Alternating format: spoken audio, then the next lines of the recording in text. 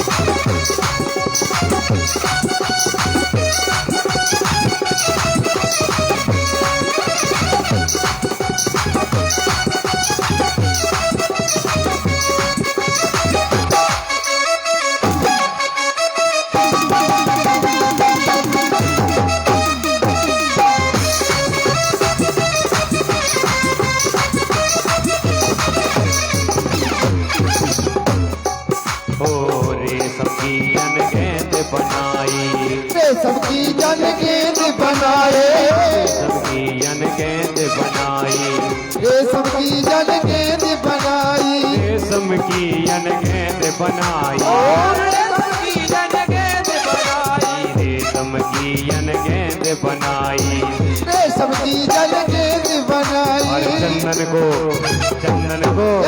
चंदन को बल्ला लायो रे मेरो बारो दो कन्हैया।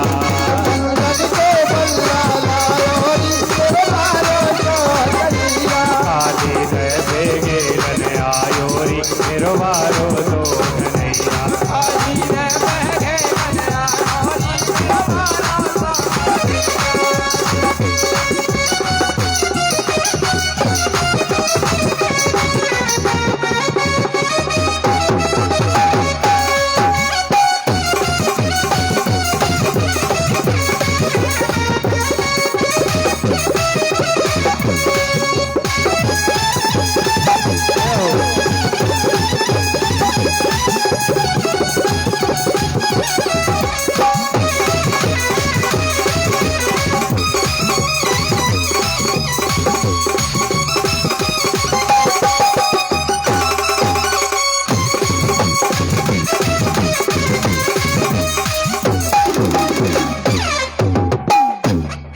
भगवान की जय। आज काली दह के पात में भगवान गोपगणों के साथ में गेंद का खेल खेलने के लिए आए। भगवान जैसे ही गेंद का खेल खेल रहे थे उसी समय पर भगवान के हाथ में गेंद आई और भगवान ने मनसुखा का निशाना बना करके जैसे ही गेंद को फेंकना चाहा तो हाथ को तिरछा कर देते हैं और इस गेंद को आज काली दह के अंदर फेंक दिया। मनसुखा रोने लगे, लाला गेंद को लेकर आओ, कैसे भी करो मेरी गेंद मुझे वापस करो। बहुत जिद करने लगे। सारे गोपगणों ने मनसुखा को रोका लेकिन मनसुखा नहीं माने, मुझे गेंद चाहिए। भगवान तो लीलाधारी है।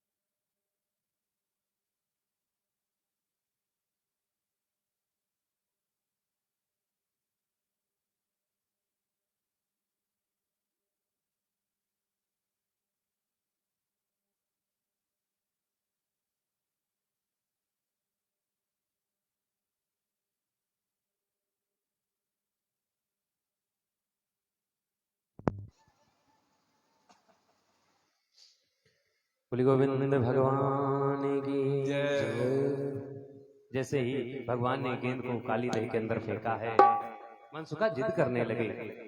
भगवान लीला को रचने के लिए एक देखते हैं कि यमुना के तट पर कदम का वृक्ष है। कदम के वृक्ष पर चढ़कर के छलांग लगाते हैं और काली दही के अंदर प्रवेश कर गए। जैसे भगवान काली दह के अंदर गए हैं वृंदावन में चारों तरफ शोकाकुल का माहौल हो गया। यशोदा मैया आकर के यमुना किनारे खड़ी होकर के रोदन करने लगी। भगवान यमुना की तलहटी में जब पहुंचे हैं तो सर्वप्रथम भगवान की मुलाकात नाग पत्नियों से हुई।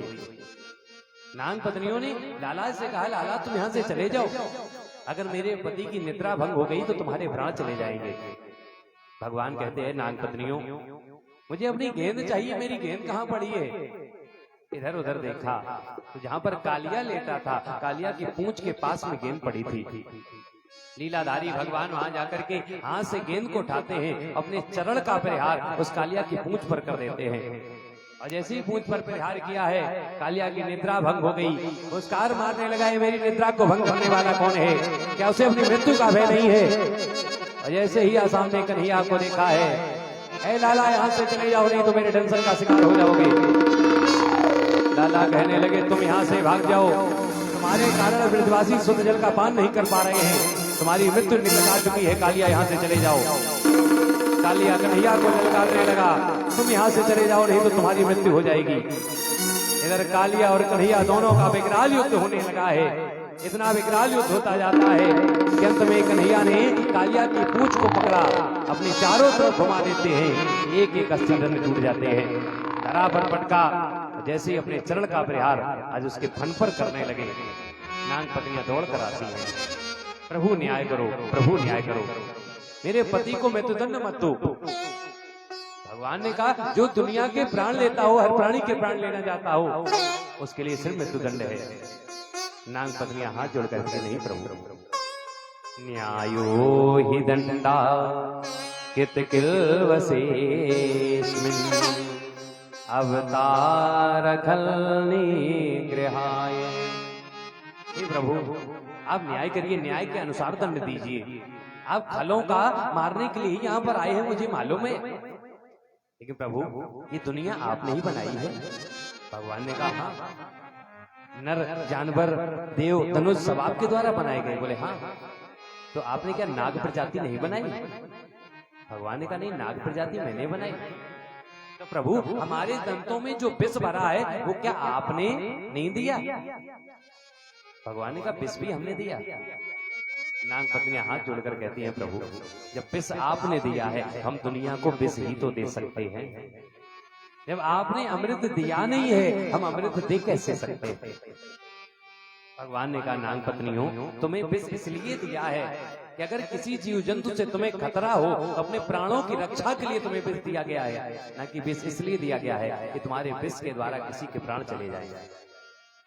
कालिया कहता है, भगवान आप मुझे मृत्यु मत दीजिए, जहां कहोगे वहां रह लेंगे, इस जगह को छोड़कर बताओगे, छोड़कर चले जाएंगे, लेकिन प्रभु मुझे मृत्यु दंड मत दीजिए। भगवान ने कहा, कालिया तुम रमणक द्वीप में चले जाओ, रमणक द्वीप में जाकर के निवास करो। कालिया ने बात मान ली। भगवान ने कहा, कालिया मुझे इस जगह से बाहर निकाला जाए। कालिया ने अपने फन को फैला लिया है। भगवान आज कालिया के फन पर खड़े हो गए, और खड़े होकर के जैसे ही ऊपर आते हैं, सारे गोकर्ण प्रसन्न हो गए, जय जयकार करने लगे हैं। बोले कालिया मर्दन भगवान की जय। तांडव गति मुंडल नाचत गिरधारी, तांडव गति मुंडल नाचत गिरधारी, तांडव गति मंडल पर नाचत गिरधारी, तांडव गति मुंडल पर नाचत गिरधारी, तांडव गति मुंडल पर नाचत गिरधारी।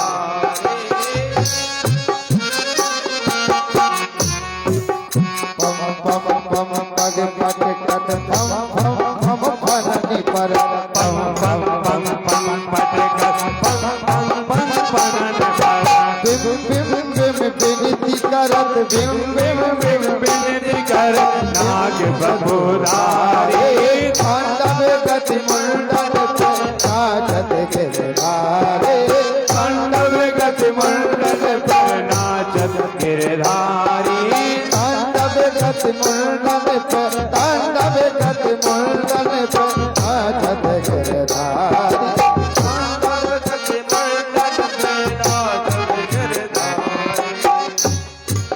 ससक सनकाद के नन नन नन नारद मुनि, ससक सनकाद नन नन नन नारदानी, मम मम मम महादेव बलहारी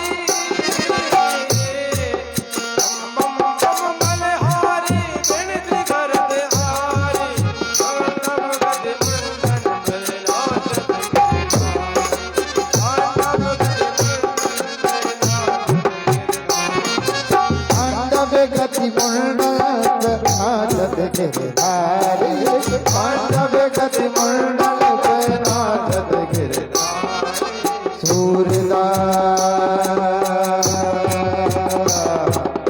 सूरदास सूरदास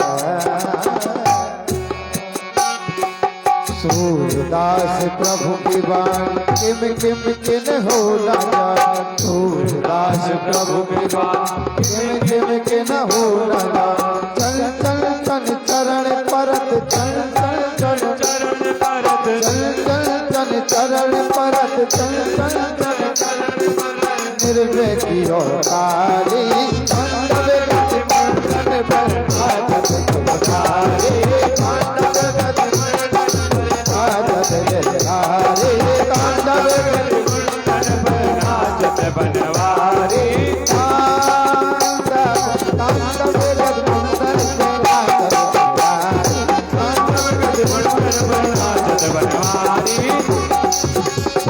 पांडव गति मुंडन पर नाचत गिरधारी पांडव गति मुंडन पर नाचत बनवारी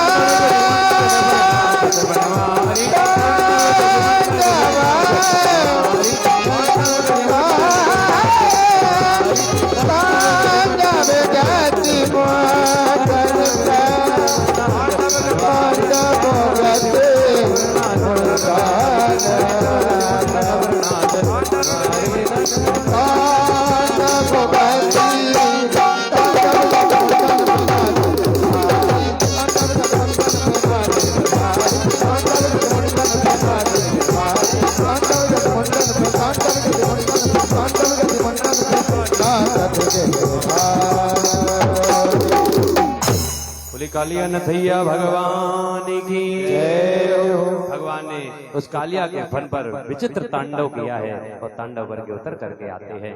कालिया को रमण द्वीप की तरफ भगवान विदा कर देते हैं। बोली भक्त वत्सल भगवान की जय हो। भगवान ने इसके बाद एक और लीला को संवर्षण किया। बरहा पीडम नटवरपो कर्णयो कर्णकारम बिभ्रतवास कनक कपिसमो वैजयन्ती चमाला रंध्रोर्वेणुरधर सुदया पूरयेन गोपवृन्दे वृन्दारण्यं सुपदरमणं प्रविशद गीतकीर्ति।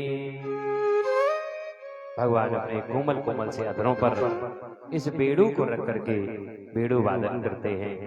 भगवान का नाम पड़ता है मुरलीधर। बोली मुरलीधर भगवान की जय हो। मुरली बजाने लगे। भागवत में तो वर्णन है कि जब भगवान मुरली को बजाते हैं सारी गोपियां कहती है मनमोहन इस मुरली को असमय न बजाया करो। हम अगर कोई कार्य कर रहे होते हैं और तुम असमय मुरली को बजा देते हो तो वो कार्य हमारा छूट जाता है। कोई कोई गोपी गाय का दोहन कर रही होती है तो दोहन का काम छूट जाता है।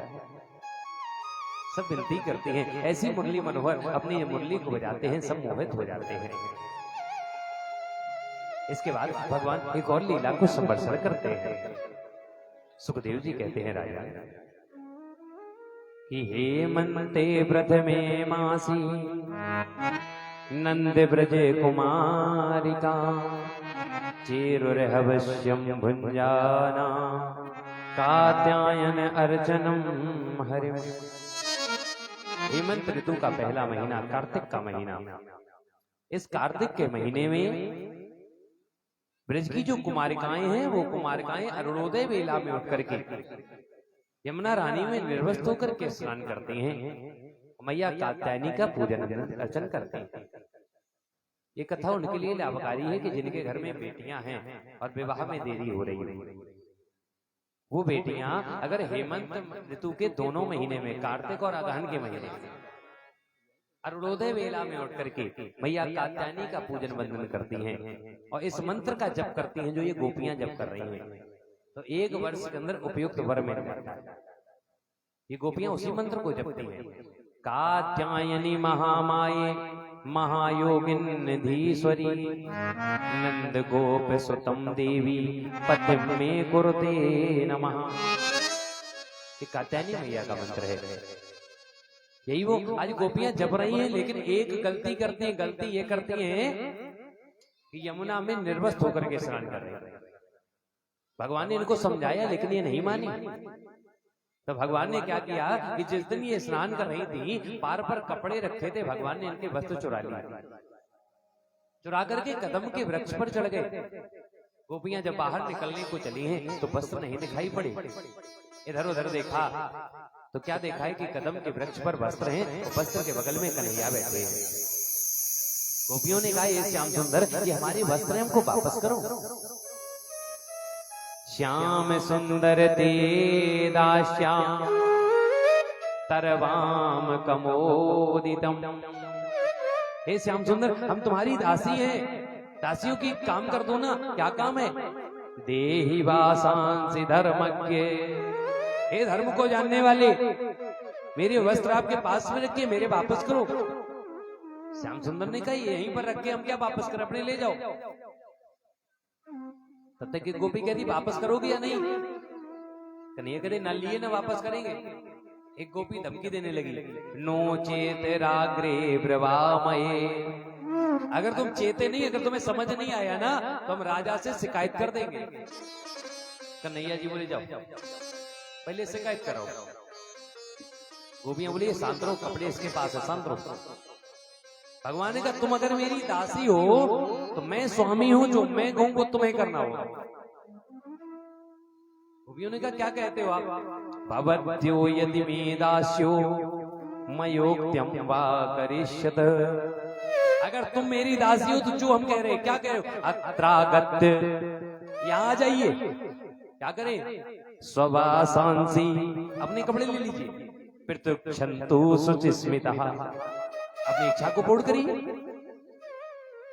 गोपियां कहती, श्याम सुंदर, हम निर्वस्त्र हैं, निर्वस्त्र बाहर नहीं आ सकते हैं। भगवान ने कहा, तुम यहाँ क्या करने के लिए आई थी? बोली, कात्यायनी मैया का पूजन वंदन करने। बोली, मंत्र सुनाओ। अगर पूजन करने आई हो तो मंत्र सुनाइए। गोपियां मंत्र सुनाने लगी। कात्यायनी महामाये महायोगिन्निधीश्वरी।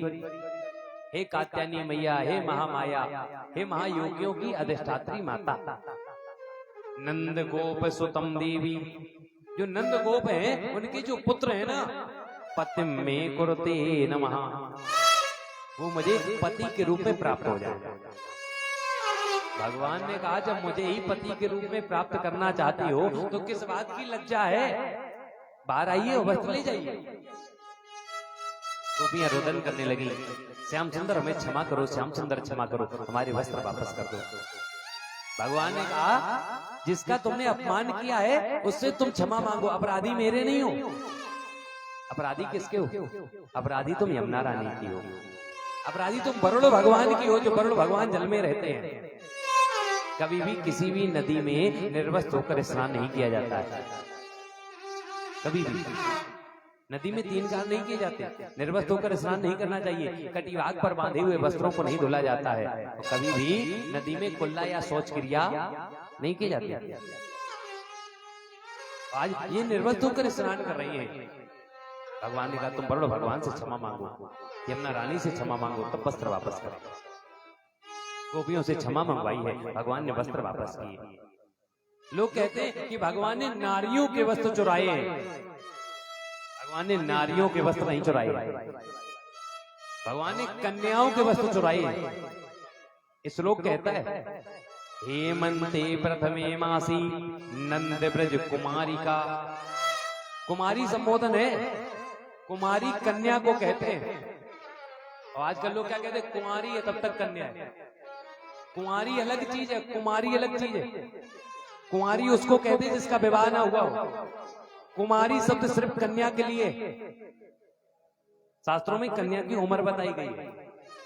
8 वर्षात भवेद गौरी, 9 वर्षात च रोहिणी, 10 वर्षात भवेद कन्या, अथ अर्धम रजस्वलः। 8 वर्ष की गौरी, 9 वर्ष की रोहिणी, 10 वर्ष तक ही कन्या होती है। 10 वर्ष के उपरांत उसे अर्धनारी के स्वरूप में माना जाता है, वो कन्या नहीं होती। वहां पर जो स्नान करने गई वो कन्याएं हैं, वो 10 वर्ष से कम उम्र की हैं, वहां नारियां नहीं है। अब भगवान ने जब वस्त्र चुराए हैं तो भगवान की आयु उस समय पर 7 वर्ष से कम थी। और जो 7 वर्ष का बालक अगर किसी के वस्त्र चुराएगा तो उसके अंदर कोई काम वासना नहीं होगी। भगवान ने कोई अमर्यादित कार्य नहीं किया है, भगवान ने जो कार्य किया है वो सीख देने के लिए किया है। हाँ, ये काम की कथा नहीं है, ये श्याम की कथा है। कि भगवान ने कोई मर्यादित कार्य नहीं किया। कन्याओं के वस्त्र चुराए, वो भी इसलिए कि वो निर्वस्त्र होकर के स्नान ना करे। भगवान को पाना चाहती थी तो फिर भी भगवान ने वरदान दे दिया कि चीर चुराय दियो वरदान, सरद की रेणु मेरा सिर रचे हो। जाओ, तुम्हें वरदान देते हैं कि शरद पूर्णिमा की रात में हम तुम्हारे साथ महाराज करेंगे। वरदान दे करके भगवान लौट करके आए हैं और जैसे ही घर में आए तो भगवान ने क्या देखा, यशोदा मैया चूल्हे के ऊपर कढ़ाई रखे हैं और पकवान बना रही हैं। आज किसके किसके घर में कढ़ाई रखी गई गैस के ऊपर? हाथ खड़ा करके बताओ भाई, आप क्या रखी? क्यों परीक्षित जी रखी गई? और कोई कढ़ाई वाले लोग हाथ उठाओ भाई। बस अच्छा, पुआ कितने लोग लेके आए? हाथ उठा करो जरा। वाह, जय हो महाराज। अब खैर इशारा करके नहीं कहेंगे, लेकिन हाँ ये समझ गए मैनपुरी में कुछ माताएं बहुत चतुर हैं। आप लोग नहीं समझ पाओगे इतने दिन में, समझो हम समझ गए। मालूम क्या, आपके गांव में कुछ माताएं इतनी चतुर हैं कि पुआ भी तवा पे सेंक लेती हैं। अब समझो, अब जैसे हमने कहा कढ़ाई किसने रखी, कुछ माताएं जिन्होंने हाथ, हमें नजर तो हमारी गई है कौन कौन माताओं नहीं उठाए थे यहाँ से सब दिखता है। तो कुछ माताओं ने हाथ नहीं उठाए कि हमने कढ़ाई नहीं रखी। हमने कहा पुआ कितने लोग लेके आए, कुछ माताओं ने हाथ उठा दिए। अब आप समझ लो कढ़ाई रखी नहीं है और पुआ लेके आई है। हाँ, तो समझो कितनी बचत वाली होंगी ये। हाँ भाई, कढ़ाई में ज्यादा वो, हाँ ज्यादा रिफाइंड और डालडा वो सब लग जाएगा, तवा पे डालो पराठे जैसे सेंक लो, खत्म। भागवत में तो नहीं जाने क्या दिक्कत है, पूजा के नाम पे वैसे भी सब चलता है महाराज। हाँ ऐसे ही रपेटते जैसे हो जाए। बोलो गोविंद भगवान की जय। इधर मैया यशोदा पकवान बना रही हैं। लाला ने पूछा मैया क्या व्यवस्था है? मैया ने कहा मुझसे ना पूछो, पिताजी से पूछो। पिताजी के पास में आए हैं, बाबा नंद से पूछा बाबा क्या व्यवस्था है? बाबा ने कहा पूजा होनी किसकी? परजन्यो भगवान इंद्रो मेघास्म आत्म मूर्तया ते अविवर्षन्ति भूताना प्रीपान जीवनम पया। ये भगवान इंद्र की पूजा होनी, जो मेघों के राजा हैं। वो प्रसन्न हो जाएंगे तो बारिश होगी, बारिश होगी तो धान्यादि पदार्थ बाहर आएंगे। भगवान ने कहा पिताजी इंद्र किसी को कुछ नहीं देता है, हमारे कर्म हमको सबको देते हैं। कर्मणा जायते जंतु कर्मणेव विलीयते सुखम दुखम भयम क्षेयम कर्मणेवा विपद्यते। पिताजी कर्म के अनुसार ही फल मिलता है, जो जैसा कर्म करता है वैसे ही फल मिलते हैं। ये तो कर्मों की खेती है, जो बोएगा वो काटेगा। खेती है, जो बोएगा वो पाएगा। ये तो कर्मों की खेती है, ये तो कर्मों की खेती है, जो बोएगा वो पाएगा, जो बोएगा वो पाएगा। कर्मों से मुक्ति दिलाने को, कर्मों से मुक्ति दिलाने को क्या ईश्वर हाथ लगाएगा।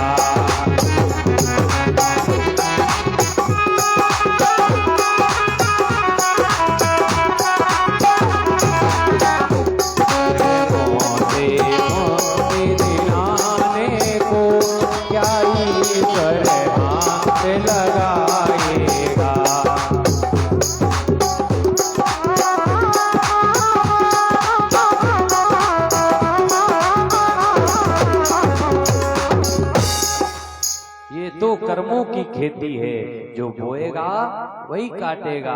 कर्मों से मुक्ति दिलाने को क्या ईश्वर हाथ लगाएगा? जैसा करोगे वैसा तुम्हें भरना पड़ेगा। पिताजी अगर कर्म की बात है तो आप बताइए, हम लोग गाय चराने जाते हैं तो कहाँ जाते हैं? नंद बाबा कहते गोवर्धन पर्वत के पास में। पिताजी अगर यमुना रानी में बाढ़ आती है तो बचाने में सहायक कौन होता है? बोले गोवर्धन पर्वत। पिताजी हम लोग अगर बीमार पड़ जाते हैं तो औषधियां कहाँ मिलती हैं? बोले गोवर्धन पर्वत पर। लाला कहने लगे पिताजी जब सब कुछ गोवर्धन देता है तो गोवर्धन की पूजा करो। हाँ गोवर्धन देते हैं ना। गोपगण सब दौड़ करके चले आए, लाला इंद्र की पूजा करते हैं, इंद्र आता है, तुम्हारा गोवर्धन आएगा। हाँ आएगा, पूजा तो करिए।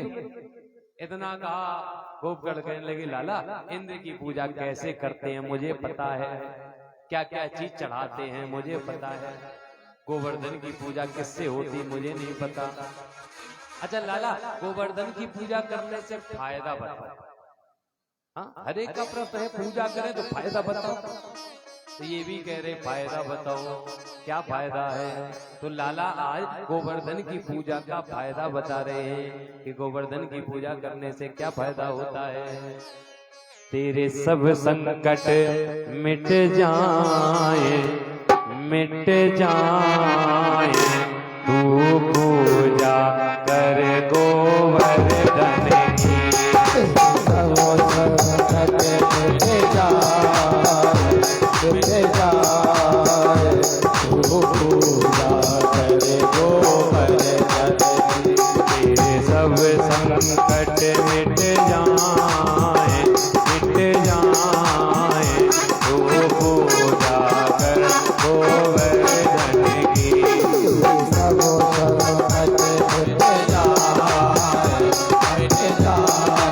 पूजा करी गोवर्धन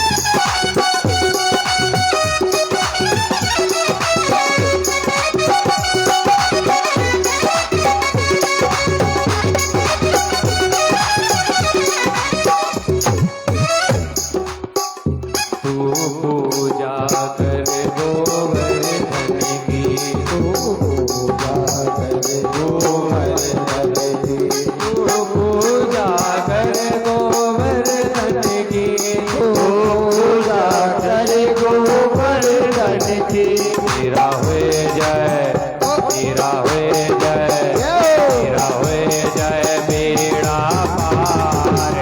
हाँ पार, तू पूजा कर गोवर्धन की। होई जय बेड़ा पार, ओ पार, ओ पूजा करी गोवर्धन की।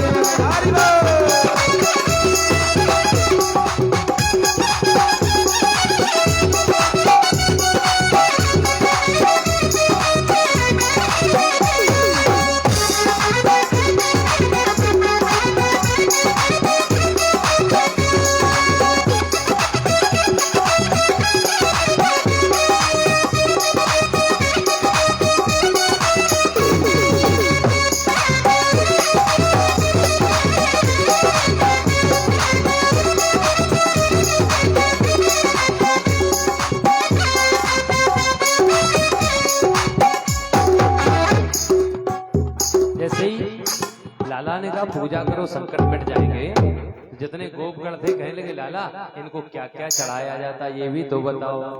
तो लाला बताने लगे, ओ पे पान चढ़े, ओ पे फूल चढ़े, ओ पे पान चढ़े, ओ पे फूल चढ़े, ओ पे पान चढ़े, ओ पे फूल चढ़े, ओ पे पान चढ़े, ओ पे फूल चढ़े, ओ पे पान चढ़े, ओ पे फूल चढ़े, ओ पे पान चढ़े, ओ पे फूल चढ़े, ओ पे पान चढ़े, ओ पे फूल चढ़े, ओ पे पान चढ़े,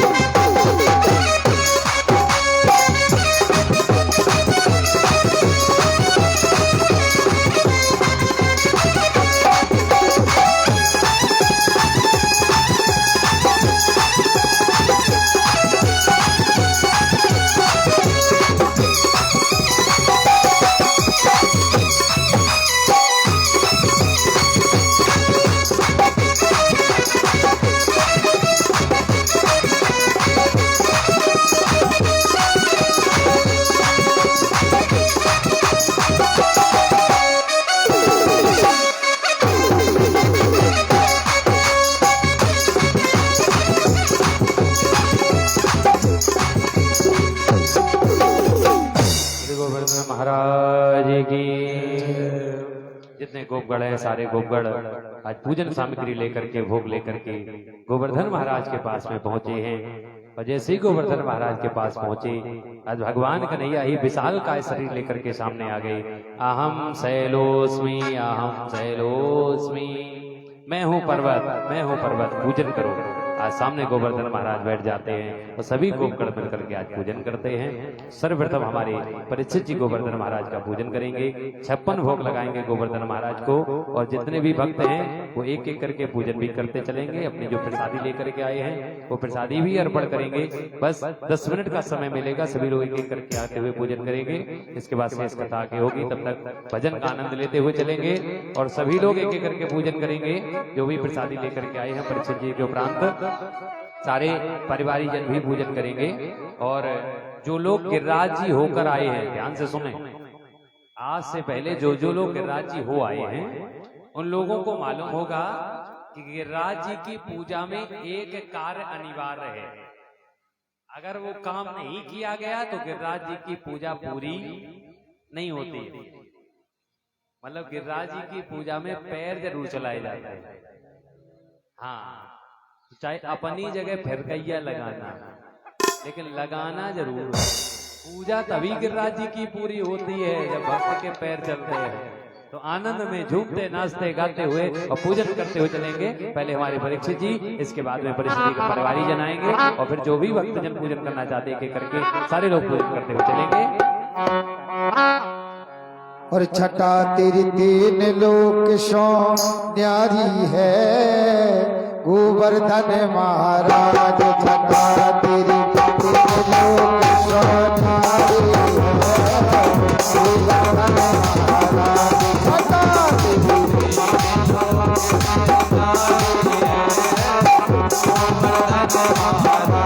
पानी से गंगा को स्नान, पानी से गंगा करो फिर चकिलेश्वर को ध्यान, करो फिर चकिलेश्वर को ध्यान। दान घाटे में सभी को दान, सबको दान करो। पर चंबा की तैयारी है गोवर्धन महाराज। लोग तैयारी है गोवर्धन महाराज। जय हो, बोले गोवर्धन भगवान की।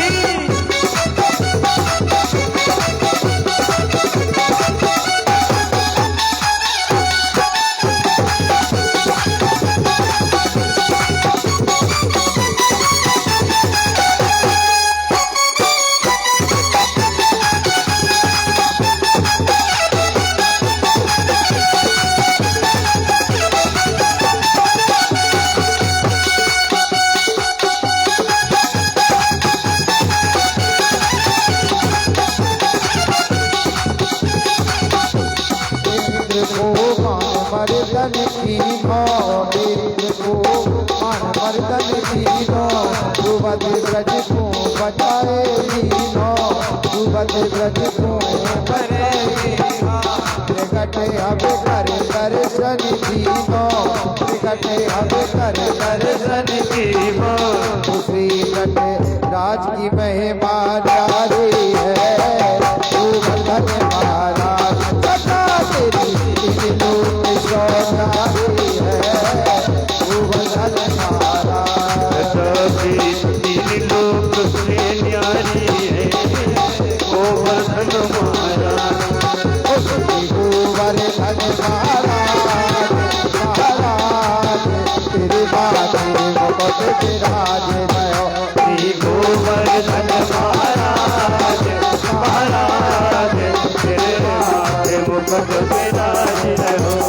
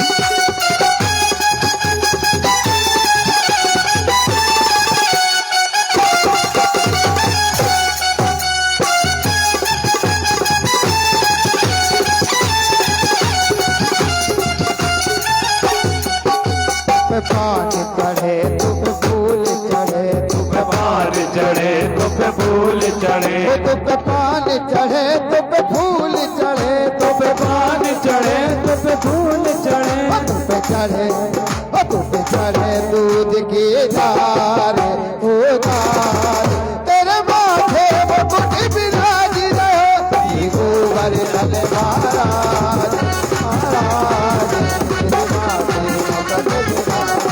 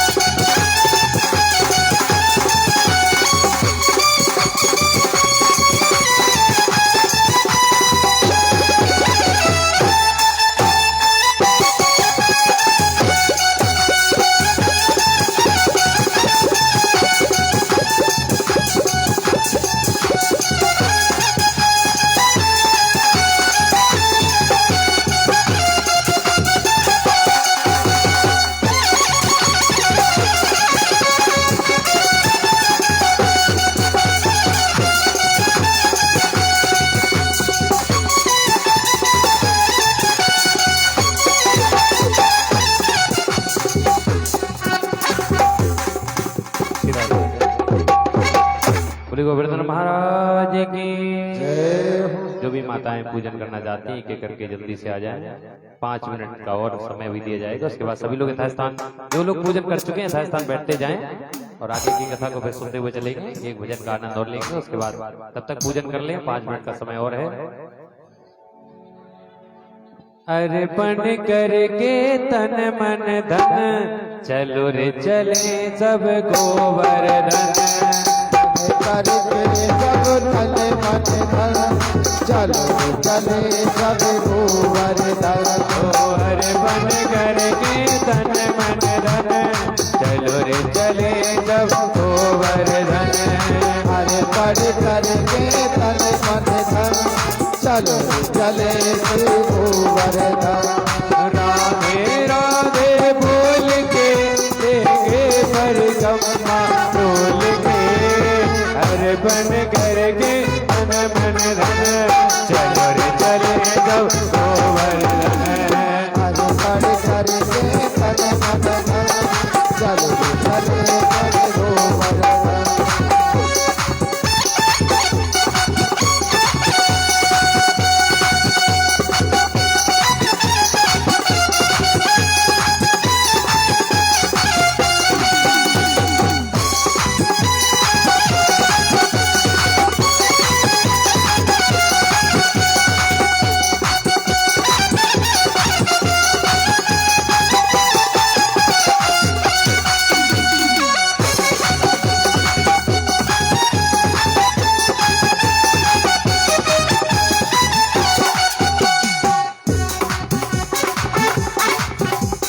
प्रथम दान घाटी पर पहुँचाए गिरधारी को देंगे शीश झुकाए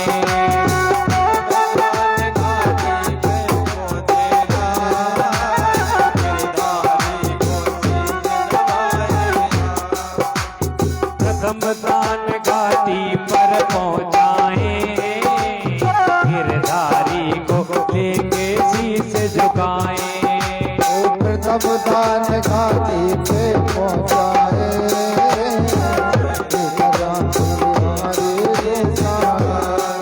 दंडोती कर मन में न डर दंडोती कर मन में न डर परिक्रमा की तैयारी कर की तैयारी कर सब दान करेंगे खोल के और राधे राधे खोल के अर्पण करके तन मन धन चले चले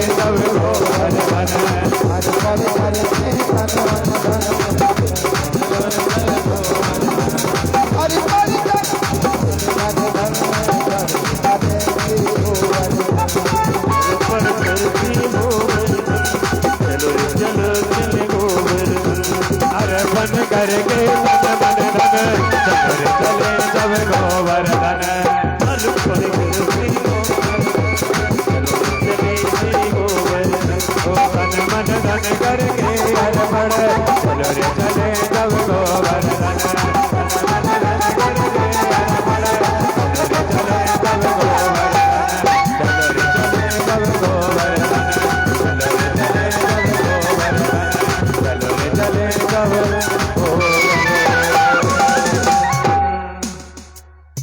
कथा हो क्यों अभी कुछ लोग रह गए जय हो महाराज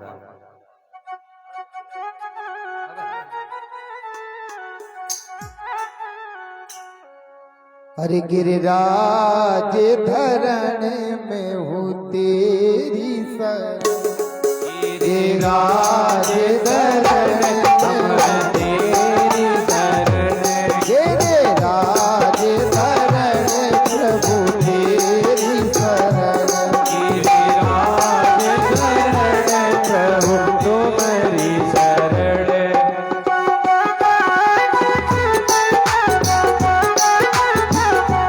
प्रभु तुम्हारी शरण प्रभु तुम्हारी शरण प्रभु तो मोरी शरण प्रभु तो मोरी शरण प्रभु तुम्हारी शरण प्रभु तुम्हारी शरण प्रभु तो मोरी शरण प्रभु तो मोरी शरण गिरिराज धरण प्रभु तुम्हारी शरण गिरिराज धरण प्रभु तुम्हारी शरण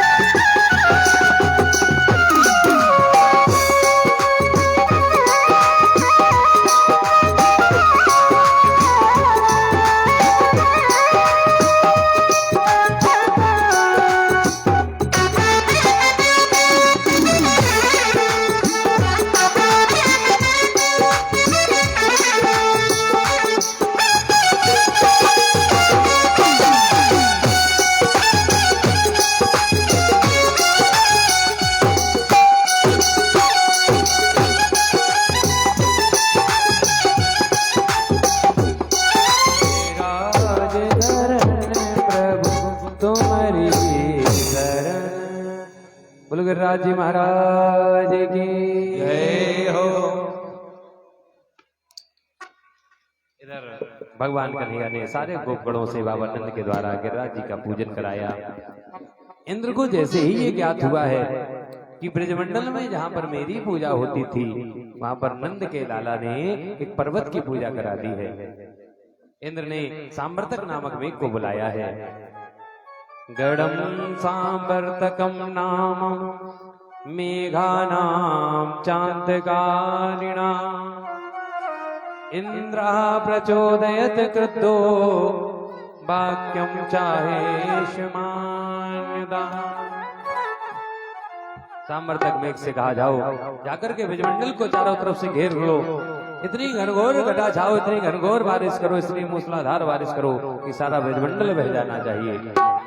सांवर्तक मेघ चले आए, चारों तरफ से काली काली घटा छा गई, सारे ब्रजवासी गिर गए लाला। इतनी जोर की घटा आई है, घनघोर मूसलाधार बारिश होने वाली है।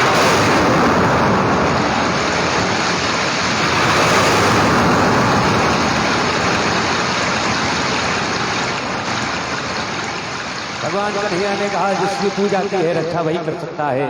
सारे लोग चलकर के गिरिराज जी के चरणों में चलो। सब लोगों को भगवान गिरिराज जी के चरणों के पास में लेकर के आए। तब तक मूसलाधार बारिश होने लगी और जैसे ही बारिश हुई है भगवान ने अपनी कनिष्ठिका उंगली पर 7 को उसके गिरिराज को धारण कर लिया। बोले गिरिराज धरण भगवान की। 7 वर्ष के लाला ने सबसे छोटी उंगली पर 7 कोस के गिरवर को धारण कर लिया। जितने ब्रजवासी हैं सबके सब गिरिराज जी के नीचे आ गए, अपनी अपनी लाठियों को लगा लिया। ए लाला, मुझे नहीं पतो हतो, हाँ यू पर्वत यू उठ जावे। अरे लाला तने जो भलो कियो बता दियो, कोई दिक्कत नहीं लाला, ते अपनी उंगली हटा ले। हाँ हटा ले उंगली। अब हम लाठियां लगा करके और इसको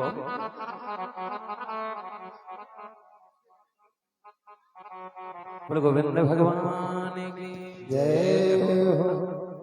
लाठियां लगा करके सब उठाए, लाला उंगली हटा लो।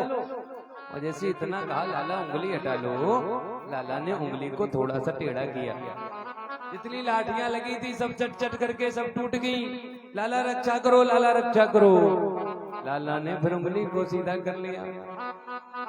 गोपगढ़ कहने लगे, लाला तेरी उंगली में इतनी ताकत कहां से आ गई? हाँ इतनी ताकत आ गई भाई, 7 कोस का पर्वत तेरी छोटी उंगली पर टिका है। लाला कहने लगे, कछु माखन को बल बढ़ो, कछु गोपन करी सहाय। श्री राधे जो की कृपा सो, मैंने गिरवर लियो ठाय। कुछ तुम्हारे लोगों का साथ है, कुछ माखन का बल है, और मेरी ठाकुरानी राधा रानी की कृपा है, जिनके कारण मैंने 7 कोस के पर्वत को उठा पाया है। नंद रानी दौड़ करके चली आई, सब गोपगढ़ों से कहने लगी, सब लोग थोड़ी थोड़ी मदद करो, इतना बड़ा पर्वत है, मेरे लल्ला को कोई दिक्कत ना हो जाए। नक पे गिरवर लीनो तारे, कन्हैया मेरो मारो।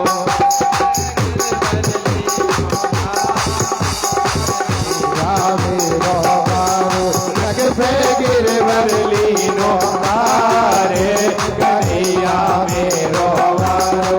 नक पे गिरवर लीनो तारे, कन्हैया मेरो मारो।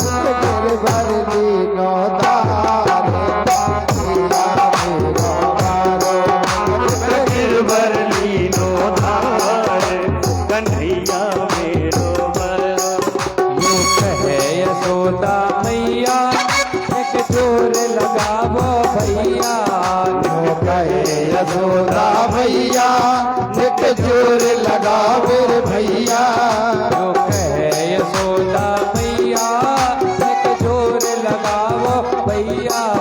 जो कहे यशोदा भैया निक जोर लगा मेरे भैया। गिरिवर में गिरिवर में गिरिवर में बोझा पारे, कन्हैया मेरो मारो।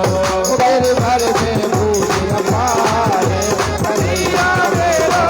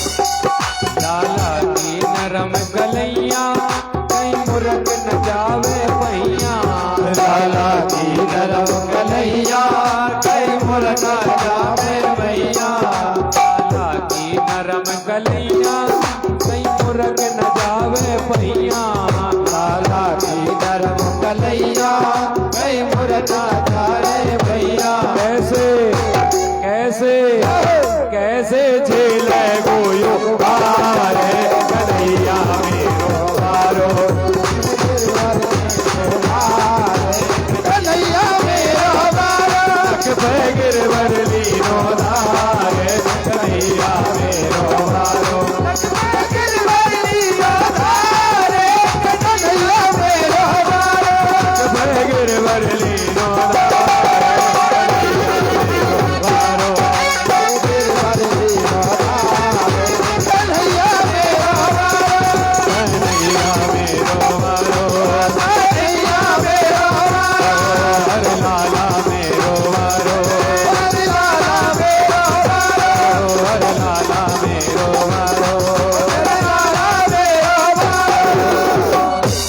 गिरिराधरण भगवान की जय हो। 7 कोस के पर्वत को 7 वर्ष का लाला उठाए है। 7 दिनों तक मूसलाधार बारिश होती रही। सांबर तक मेघ हार जाते हैं। हार करके इंद्र के पास में पहुंचे हैं। इंद्र को पूरी बात बताई। इंद्र ने ध्यान लगा करके देखा कि जिसको साधारण सा बालक समझ रहे थे वो परम पिता परमेश्वर है। दौड़ करके आया, परमात्मा के चरणों में गिर गया, क्षमा मांगता है। प्रभु क्षमा करें, प्रभु क्षमा करें। 13 श्लोकों में स्तुति की है। भगवान ने इंद्र को क्षमा कर दिया। देखिए ब्रह्मा जी ने परीक्षा ली है। 40 श्लोकों में स्तुति की, लेकिन भगवान ने क्षमा नहीं किया। इंद्र ने परीक्षा ली, 13 श्लोकों में स्तुति की, क्षमा कर दिया।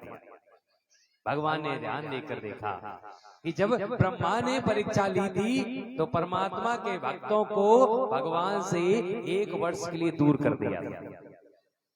इंद्र ने जब परीक्षा ली है तो क्या किया कि भगवान के भक्तों को 7 दिन के लिए भगवान के पास कर दिया। भगवान कहते जो हमारे भक्तों को हमारे पास कर देता है उससे तो कभी हम नाराज ही नहीं होते हैं, क्योंकि भक्त के तो बस में रहते हैं। भक्त वहां धरूं मैं हाथ, सदा संग लागत फिरूं, कबहु न छोड़ूं साथ। कभी साथ नहीं छोड़ना चाहते हैं। वैसे इंद्र ने मेरे भक्तों को मेरे पास कर दिया है, इसलिए इंद्र को क्षमा कर देते हैं। भगवान लौट करके आए हैं और लीला को आगे बढ़ाने लगे। श्री राधे, श्री राधे, श्री राधे, श्री राधे, श्री राधे। बोली बाल कृष्ण की जय हो। इसके बाद में भगवान ने जो गोपियों को वरदान दिया था उस वरदान की पूर्ति का समय आया है। चीर चुराए दियो वरदान, सरद गिरेनु मेरा सिर जय हो। वो शरद पूर्णिमा की रात आई है। इस शरद पूर्णिमा की रात में भगवान ने गोपियों के साथ में महारास किया। देखिए ये राज पंचाध्याय की कथा है। इस कथा को श्रवण करने के लिए भक्त को गोपी बनना पड़ा। लोग कहते हैं कि भगवान ने नारियों के साथ महारास किया। भगवान ने कोई नारियों के साथ महारास नहीं किया। भगवान ने गोपियों के साथ महारास। हाँ, गोपी कौन है? वो माने इंद्री भी, मतलब पान करने वाला, जिसने अपनी इंद्रियों का पान कर लिया हो, सारी इंद्रियों को परमात्मा के चरणों में लगा दिया। चाहे वो पुरुष हो चाहे देखने में नारी हो, अंदर से सब नारी ही हैं। ऊपर से बाहरी आवरण से भले ही कोई पुरुष लगे कोई नारी लगे, लेकिन अंदर से सभी नारी हैं। पुरुष कोई नहीं है। इस पूरी चराचर सृष्टि में धरा पर जितने हैं सब नारियां हैं, पुरुष सिर्फ वही है। वो आदि पुरुष वही पुरुष है, वो सब नारियां हैं। ऊपर से सिर्फ बाहरी आवरण है जिसे हम लोग पहचान करते हैं। हम लोग किसके द्वारा जीवित हैं? आत्मा के द्वारा। आत्मा क्या है? नर है या नारी? आत्मा नारी है, आत्मा नर नहीं है। परमात्मा नर है और आत्मा नारी है। जब हमारे अंदर वो नारी है तो ऊपर से भले ही कैसे भी कपड़े पहन लिए जाएं, ये शरीर का ढांचा कैसा भी बन जाए, ये अंदर वो नारी ही है। ये सब पत्नियां हैं, वो पति है, वो जगत पति है, हम सब पत्नियां हैं। इस आत्मा का परमात्मा के साथ विवाह हो चुका है। ये मायका है और वो ससुराल है। बेटी मायके में आती है, लेकिन एक ना एक दिन ससुराल जाना पड़ता है। वैसे ही आत्मा परमात्मा के साथ विवाह हो चुका है, अब मायके में आई है, आत्मा यहाँ रह रही, एक ना एक दिन अपने पति के पास इसे वापस जाना है। वही है नारी है। उसी के साथ भगवान ने महाराज किया है, जिसने अपने मन कर्म वचन सब कुछ परमात्मा को अर्पण कर दिया हो। आपके कहने मात्र से नहीं कि आरती करते हो, तन मन धन सब है तेरा, कहते हो ना कहने से नहीं होता, करने से भी होता है। कहते तो तन मन धन सब है तेरा, कहीं भगवान जी आ जाए, लाओ क्योंकि महाराज जी आरती में लिखा था तो कह दिया, देंगे थोड़े ही नहीं, लिखा था तो पढ़ दिया, देना थोड़ी चाहते। मन में क्या है, तन मन धन सब है मेरा, मेरा मुझको अर्पण, पड़ोसी का भी मुझको अर्पण, गांव वालों का भी मुझको अर्पण, और क्या लागे तेरा, हरिओम जय जगदीश हरे। हाँ, मन में तो ये चल रहा है, सब कुछ हमको मिल जाए। आरती भली पढ़ रहे थे, जब सब कुछ उन्होंने सौंप दो तब भगवान इसके साथ नाराज करते हैं, ऐसे नहीं करते। गोपियां सिर्फ नारियां नहीं है जिन्होंने परमात्मा के प्रति अपनी सारी इंद्रियों को लगा दिया। सुखदेव जी कहते हैं वो रात्रि आई, भगवान पिता रात्रि सरदोत फुल मल्लिका, दीक्षिरन्तुम मनश्चक्रे योग मायामुपाश्रिता। भगवान की वो रात्रि आई है जिसमें जीवात्मा और परमात्मा का मिलन होगा। भगवान यमुना के किनारे कदम के वृक्ष के नीचे लेटे हैं, पैर के ऊपर पैर रखे हैं, अपनी मुरली को अधरों पर रखते हैं, अधरों पर रख करके मधुर मधुर मुरली बजाने लगे। निसम्य गीतम तदनंग वर्धनम, ब्रजत्रिया कृष्ण गृहीत मानसा। ऐसी मधुर मधुर मुरली बजाई है कि जहां तक मुरली की आवाज आती है सारी गोपियां पागल हो जाती हैं।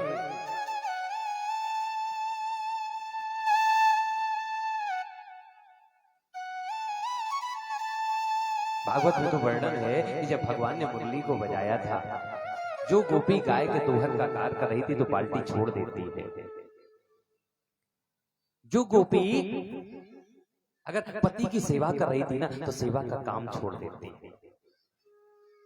कोई गोपी अगर भोजन बना रही थी तो भोजन का काम छोड़ देती है।